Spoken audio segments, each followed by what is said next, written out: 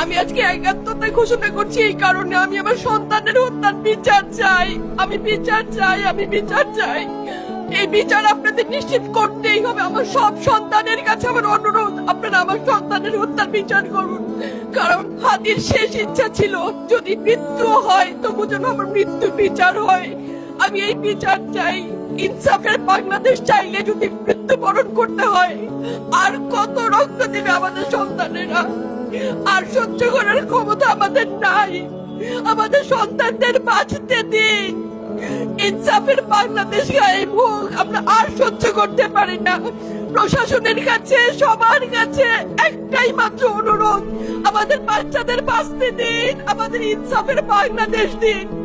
কথা বলার শক্তি আমার নাই, আমার চোখ ভরে আসছে। আমি সহ্য করার শক্তি আমাদের নাই। আমাদের বাচ্চাদের বাঁচতে দিন। প্রশাসন সজাগ হবে কবে? আর কত মৃত্যু আমার বাচ্চাদের দেখতে হবে? আমি কথা বলতে পারছি না। আপনারা সবাই আমার বাচ্চা হাদির জন্য দোয়া করবেন, আমাদের বাচ্চাদের জন্য দোয়া করবেন, আর ইনসাফের বাংলাদেশ যেন কায়েম হয় সেজন্য দোয়া করবেন। আসসালামু আলাইকুম।